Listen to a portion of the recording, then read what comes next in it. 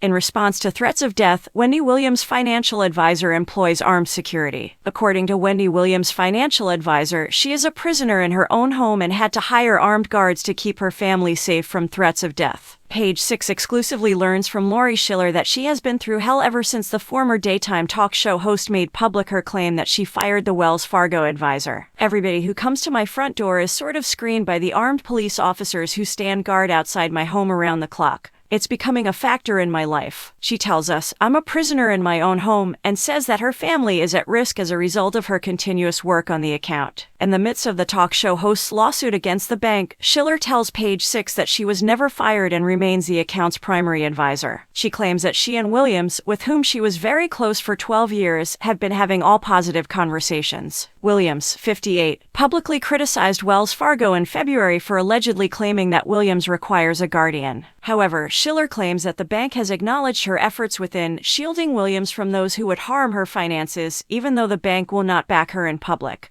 All I've done is obey the law exactly, and Wells Fargo has commended me for all of my hard work, Schiller states, adding that the bank is paying for her home security. I've given them plenty of opportunity to defend me and issue a statement, but for some reason they are just brushing it under the rug. Schiller and her lawyer, Anthony Mango, who was also present for the phone call, claim that they were unable to discuss specifics of the ongoing case because the lawsuit was allegedly subject to a gag order, which has since been sealed. She did point out, though, that Wells Fargo, not Schiller, was the one who sought guardianship over Williams due to a pattern of actions that made problems apparent. The lead was taken by Wells Fargo, she claims. People simply don't seem to comprehend the complexity of what goes on behind the scenes, in my opinion. Schiller continues, referring to Britney Spears' recent release from her own conservatorship, it's a really bad time for guardianships. Schiller clarifies that the guardian acts as a go-between for Williams and Wells Fargo and was named soon after the company's original filing. The money intended to support the author of Wendy Williams' experience is accessible to her, but if a request seems to be coming from someone who is exercising undue influence over Williams, the guardian will object. LaShawn Thomas, Williams' former lawyer, revealed to Page 6 in May that the shock jock did not agree with the guardian. According to Thomas, Wendy has made it very apparent that she does not want a financial guardian to dictate to her what she can and cannot do with her money. Regarding my money, Wells Fargo has not responded to any of my inquiries. This is unfair. In a video that was shared on social media, Williams stated, and Lori Schiller and Wells Fargo have this guardianship petition about keeping me away from my money.